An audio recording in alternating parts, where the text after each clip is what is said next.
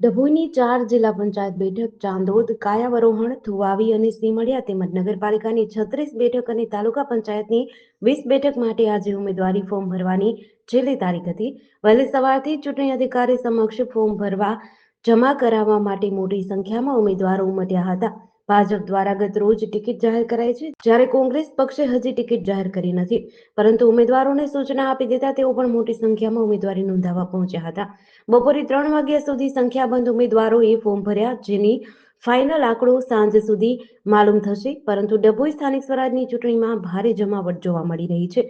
ભાજપમાં ટિકિટ ન મળતા કોંગ્રેસમાં ઉમેદવારી નોંધાવી હતી, તો પક્ષથી નારાજ થયેલા કેટલાક ઉમેદવારો, જેમાં કોંગ્રેસ અથવા અપક્ષ અને આમ આદમીમાં પણ જોડાઈ ઉમેદવારી નોંધાવી હોવાની માહિતી છે. હવે જોવું એ રહ્યું કે કોણ જીતે છે અને કોણ હારે છે. ડભોઈ નગરપાલિકામાં કુલ 41,725 મતદારો મત આપશે, જ્યારે તાલુકા પંચાયત અને જિલ્લા પંચાયતના 143 બૂથ ઉપર કુલ 94,363 મતદારો મત આપશે. સ્થાનિક સ્વરાજ્યની ચૂંટણી માટે ફોર્મ ભરવાનો આજે છેલ્લો દિવસ છે. ડભોઈ નગરપાલિકાના ભારતીય જનતા પક્ષના ઉમેદવારો આજે ફોર્મ ભરી રહ્યા છે અને 36માંથી 32 ઉમેદવારોને મેન્ડેટ આપવામાં આવ્યો છે. આપના મારફત નગરજનોને અપીલ કરું છું કે છેલ્લા 5 વર્ષમાં જે રીતે નગરપાલિકા દ્વારા વિકાસના કામો થયા છે એ અવિરત આગળ વધતા રહે, એટલે ફરીવાર ભારતીય જનતા પક્ષનું નગરમાં વોટ બેસે એના માટે મત આપો, અપાવો અને આ તમામ ઉમેદવારોને વિજય બનાવો. અને અમને ખાતરી છે કે ઓછામાં ઓછી 30 સીટ ભારતીય જનતા પક્ષ આ વખતે જીતવાનો છે અને બહુમતી વોટ બનાવવાનો. સ્થાનિક સ્વરાજ્યની ચૂંટણીનો આજે ફોર્મ ભરવાનો છેલ્લો દિવસ ત્યારે અમારા ભારતીય જનતા પાર્ટીના ઉમેદવારો નગરપાલિકા, તાલુકા પંચાયત અને જિલ્લા પંચાયતના ફોર્મ ભરવા માટે ખૂબ મોટી સંખ્યામાં સમર્થકો સાથે આવી રહ્યા છે. ખૂબ ખુશીનું અને ઉમંગનું વાતાવરણ છે, કેસરિયા લહેર છે અને અમારા ઉમેદવારોને જે જન સમર્થન સાંપડ્યું છે એના માટે અમને ખૂબ આનંદ છે. આગામી સમયમાં વડોદરા જિલ્લામાં ભાજપનો કેસરીઓ લહેરાશે અને ભારે બહુમતીથી નગરપાલિકા, તાલુકા પંચાયત અને જિલ્લા પંચાયતમાં ભારતીય જનતા પાર્ટી છે. એ ફરી એકવાર સર્વે ઉમેદવારોની શુભેચ્છા. વંદે માતરમ, ભારત માતા. ડભોઈ નગરપાલિકામાં સામાન્ય ચૂંટણી યોજાઈ રહી છે, તેમાં મેં વોર્ડ નંબર 2માં ઉમેદવારી નોંધાયેલી છે. તેમાં પાર્ટી તરફથી મને મેન્ડેટ આપવામાં આવશે એવી મને વિશ્વાસ છે. તેમજ ડભોઈ નગરપાલિકાના હદ વિસ્તારમાં આવેલ મતદારો એ કોંગ્રેસ પાર્ટીના દરેક ઉમેદવારને મત આપશે એવું મને વિશ્વાસ, આશા વ્યક્ત રાખું છું. તેમજ જે 4 ગામો ડભોઈ નગરપાલિકામાં હદ વિસ્તારમાં સમાવેશ કરવામાં આવેલી છે, એ ડભોઈ નગરપાલિકા જે પ્રાથમિક સુવિધા જે વસાહતોને નથી આપી શકતા, તો આટલા 5-5 કિલોમીટર દૂરને કેવી રીતે એ કર્યું છે.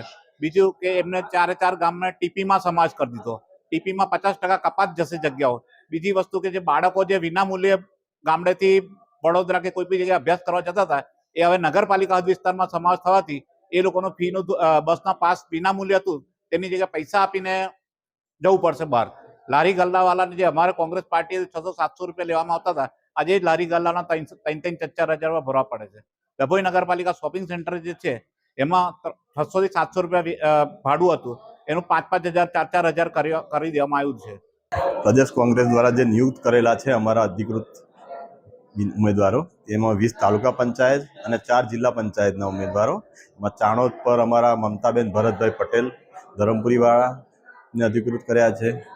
થુવાવી જિલ્લા પંચાયત પર રાકેશભાઈ વિનોદચંદ્ર પટેલ રાટલીવાળા એમને અધિકૃત કર્યા છે. સીમળિયા જિલ્લા પંચાયત પર શાંતિલાલ અંબાલાલભાઈ પટેલ સિદ્ધપુરવાળાને અમે આપી છે ઉમેદવારી તક.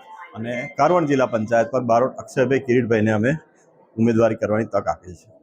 આગામી પક્ષમાં જેમ ભાજપે આ નવા નિયમો કાઢ્યા છે, 60 વર્ષના ઉપર ન ચાલે, 3 કે 4 ટર્મ ન ચાલે, એના કારણે અંદર પૂરા ગુજરાતમાં ડખા ચાલુ થઈ ગયા છે.